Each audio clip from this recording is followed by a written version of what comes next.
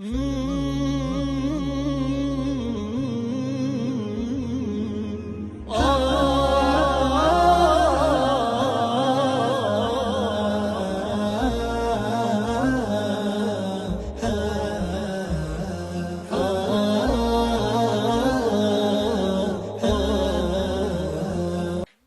ni siku ya historia na siku ya kukumbukwa kwa wakazi wa Moyale kaskazini mwa nchini Kenya, hususan waumini wa dini ya Kiislamu, wakati ambapo dai wa kimataifa Sheikh Nurdin Kishki akihitimisha ziara yake katika mji huo kwa mahadhara wake wa mwisho. Ndugu zangu Waislamu wa Moyale, wama adraka ma Moyale, leo ni siku yetu ya mwisho katika Moyale. Tunaondoka tukiwa tuna majonzi. Moyale tumepokelewa mapokezi hatukutegemea. Video clip zimesambaa dunia nzima, nimetumiwa kutoka kila kona ya dunia, na kila anayenitumia ananiambia watu wa Moyale wanakupenda sana.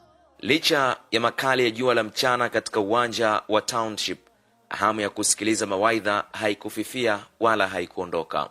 Waislamu wa mji huu, wakina mama waliobeba watoto, vijana na wazee, walijitokeza kwa wingi kumsikiliza Sheikh Kishki katika mhadhara huo wa kihistoria. Ujumbe wa amani, umoja na mshikamano ulitawala, huku waumini wakionekana kuguswa na maneno ya mlinganiaji huyo wa kimataifa, huku wengi wakitamani muda ungesimama ili endelee kubaki nao. Kwa hiyo Waislamu wa Moyale, tupendane, tushikamane, tukamatane kwa maslaha ya Uislamu na Waislamu, na mkumbuke ya kuwa nyinyi mko boda, na hapa boda kuna challenges nyingi sana.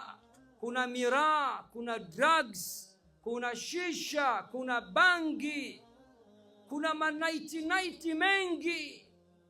Musiposhikamana, vijana wenu hawawezi kuongoka kupata hidayah. Katika uwanja wa Township, ukimya wa kipekee ulitawala mara tu baada ya neno la mwisho la Sheikh Kishki. Licha ya jua kali lililokuwa likichoma, hakuna aliyekuwa na haraka ya kuondoka. Kwa waumini wa Moyale, kila dakika ilikuwa na thamani ya dhahabu. Kwa kweli tumeona kama miujiza hivi, hatujawahi ona katika hali kama hii ya Kishki Nurdin. Tumefurahi sana, na kwa kweli ni mwalimu aliyetimu kweli. Yaani neno leo tupatia kwa muda wote huo mpaka dakika hii, alhamdulillah tumerevuka na tumesoma mengi katika Sheikh Nurdin Kishki. Sheikh pia akatoa muhadhara, tukafaidika kwa wingi alhamdulillah, na insha Allah tunamwomba Allah subhanahu wa ta'ala amrejeshe hapa mara nyingine insha Allah biidhnillah.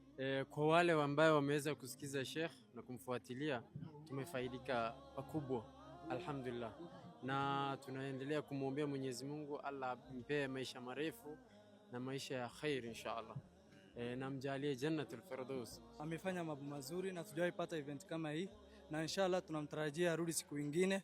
Na leo nimejifunza kwa kweli, ametoka pale Tanzania na amekuja Kenya, na sisi sahau wa madraka ma Moyale wa madraka ma Tanzania.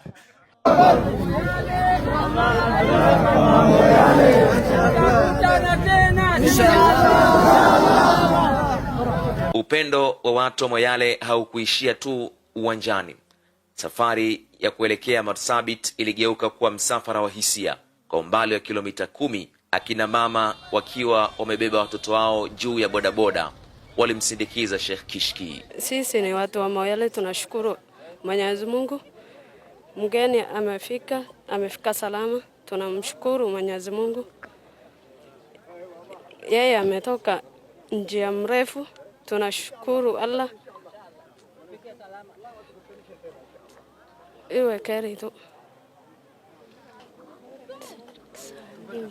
Wewe kuongea. Dada, mpenzi yake tunali mafunzo alitupea. Na kumshukuru. Sheikh anaondoka aende salama. Sawa. Mungu ampe maisha mrefu na khair. Hata mimi nilikuwa nakaa huko Nairobi, lakini nikakuja nikapata Sheikh. Alhamdulillah, nimeshukuru. Nilikuwa nasikiza sana mawaidha yake, lakini nashukuru Allah nimemuona live. Nashukuru sana na tumefaidika. Sheikh Kishki alilazimika kusimamisha msafara. Aliwapa maneno ya faraja akiwaomba wawe na subra na kuendeleza yale aliyolingania. Watu wa Moyale, wallahi hatuna la kuwalipa.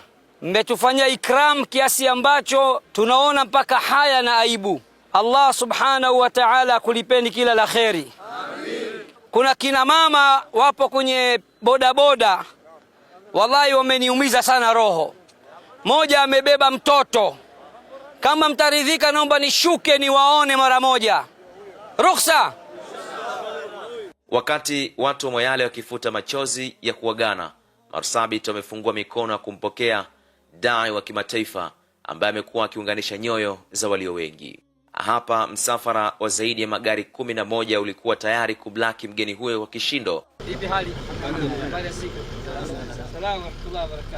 Kuhitimishwa kwa ziara ya Sheikh Kishki katika eneo la Moyale inaashiria kuwa ilikuwa ni safari ya kiimani iliyojaa vicheko, dua na machozi na matumaini makubwa. Safari inayothibitisha kuwa maneno ya hekima yana nguvu ya kugusa nyoyo kuliko kitu kingine chochote. Hii ni An-Nisaa TV.